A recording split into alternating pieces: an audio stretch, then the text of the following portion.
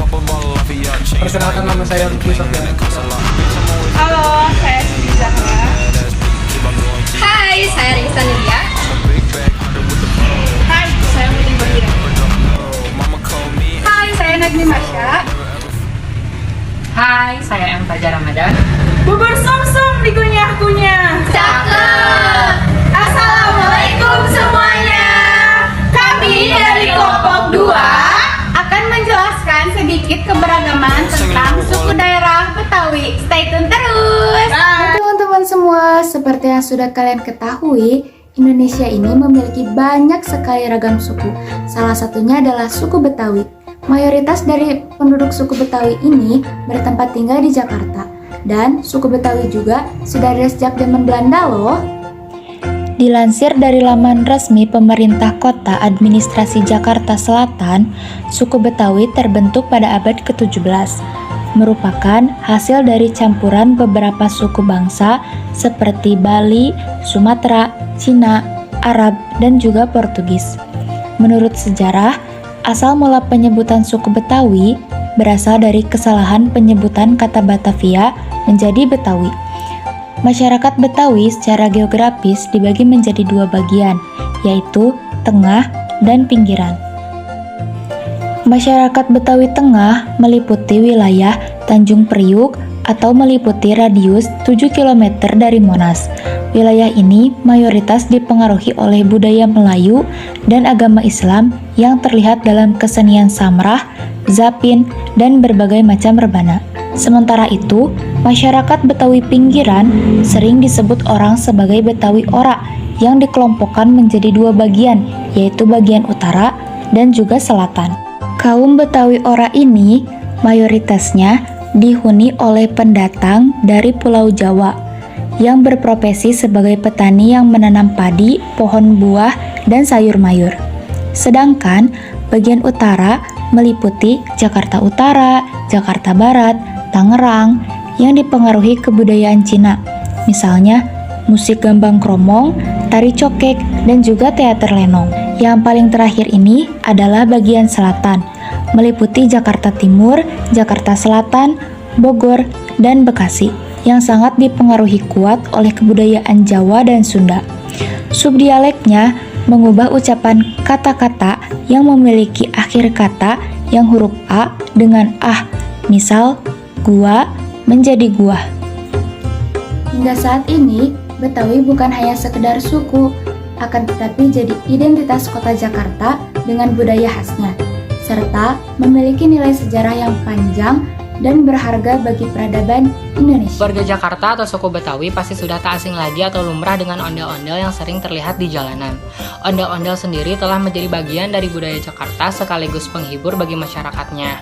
Bahkan sudah menjadi maskot untuk kota Jakarta dan suku Betawi itu sendiri. Boneka raksasa ini semakin dikenal masyarakat luas saat almarhum Benyamin Sueb membuat lagu berjudul Ondel-Ondel. Gimana sih asal-usul dan sejarahnya? Dalam sejarahnya, ondel-ondel diperkirakan sudah ada sejak tahun 1605. Hal itu tertuang dalam buku yang ditulis pedagang Inggris, Edmund Scott. Dahulunya, ondel-ondel digunakan sebagai bagian dari iring-iringan acara kerajaan. Ondel-ondel juga digunakan untuk menolak bala. Tinggi ondel-ondel itu sendiri mencapai sekitar 2,5 meter dan sudah ada sejak masa penjajahan kolonialisme Belanda. Pada awal masa kemunculannya, boneka ini dikenal dengan nama barongan. Barongan berasal dari kata barengan yang berarti bersama. Seiring berjalannya waktu, nama barongan berganti menjadi ondel-ondel. Itulah sedikit penjelasan tentang ondel-ondel sebagai maskot suku Betawi. Pakaian adat Betawi yang sudah familiar tentunya adalah kebaya kerancang atau juga yang sering disebut kebaya encim adalah salah satu kebaya Betawi yang hingga kini masih digemari untuk dipakai para wanita. Umumnya, kebaya encim akan dikenakan oleh perempuan setengah baya, perempuan muda, gadis remaja, atau remaja muda. Menurut sejarahnya, kebaya ini pada masa lalu dikombinasi antara bahan lace atau brokat buatan Eropa yang ditutup dengan bordiran sehingga baju ini tampak seperti langsung dibordir. Ada banyak variasi bordiran dan jenis yang berlubang banyak itu yang disebut kerancang. Selain itu, dahulu kebaya ini sering digunakan oleh masyarakat Tionghoa yang ada di Indonesia sejak zaman dahulu. Biasanya pakaian ini hanya digunakan oleh orang berada.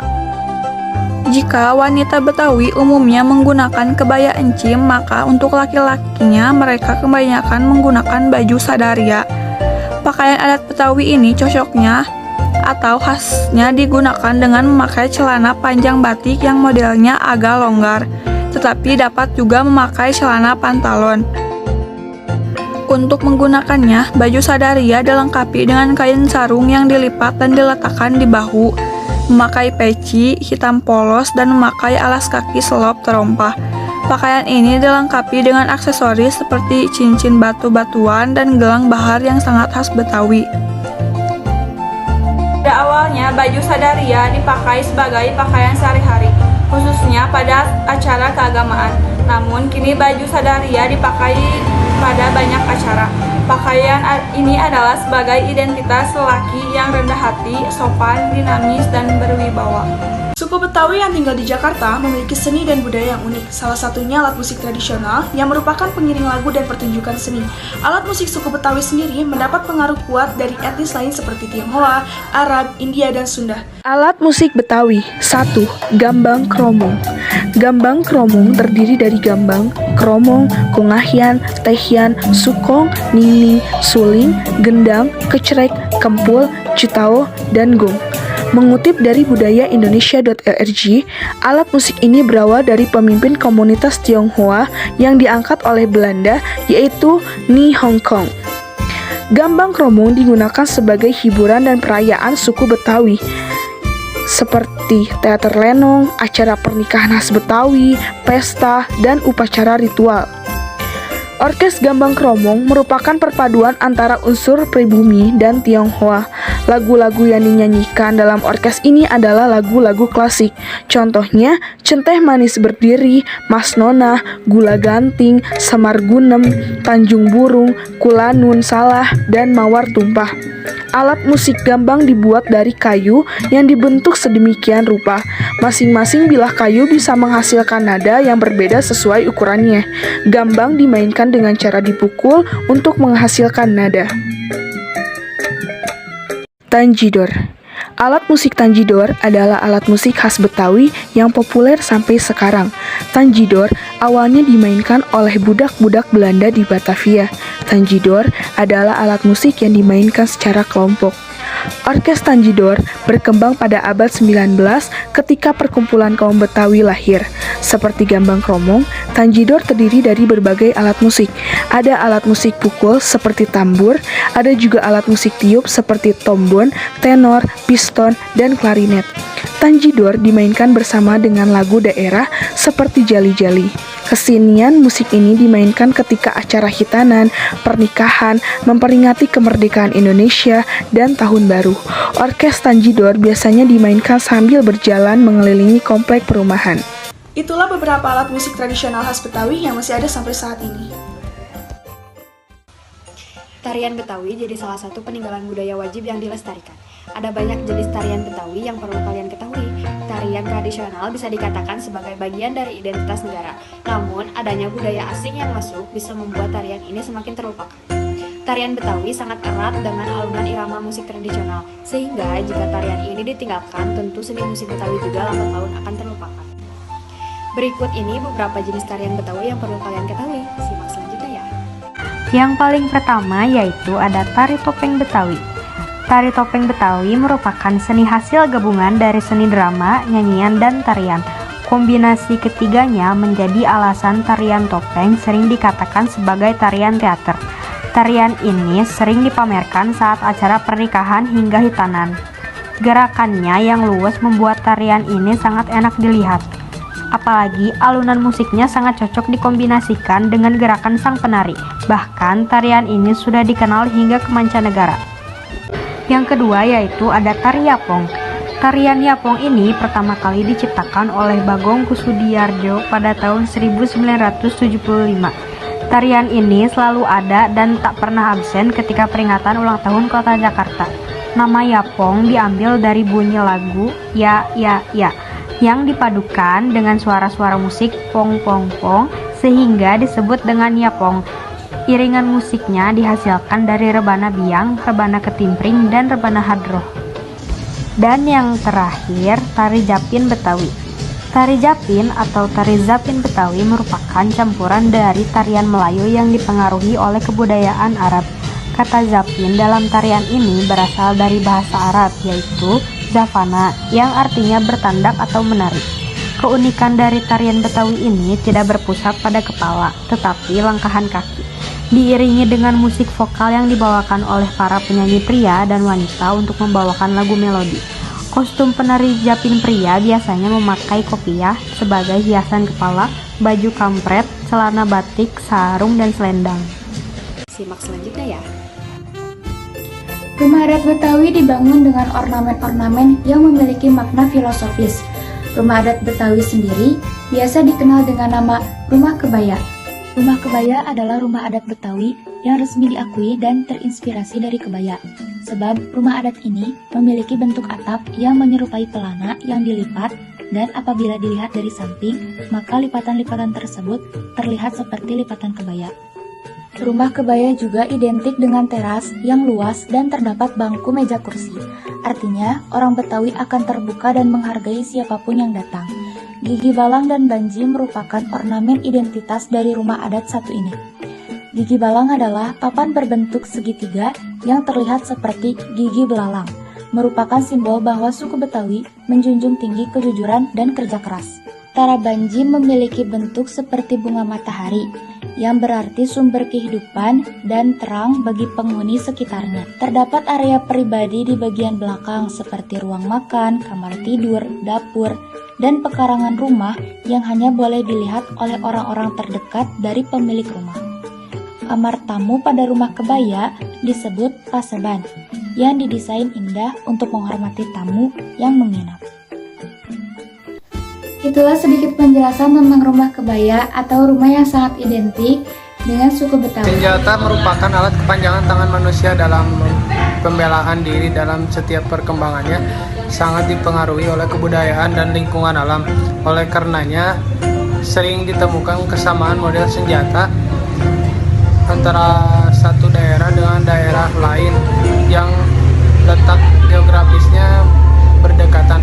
Tidak sedikit dari senjata-senjata itu berakar dari alat pertanian dan perkakas sehari-hari. 1. Rotan.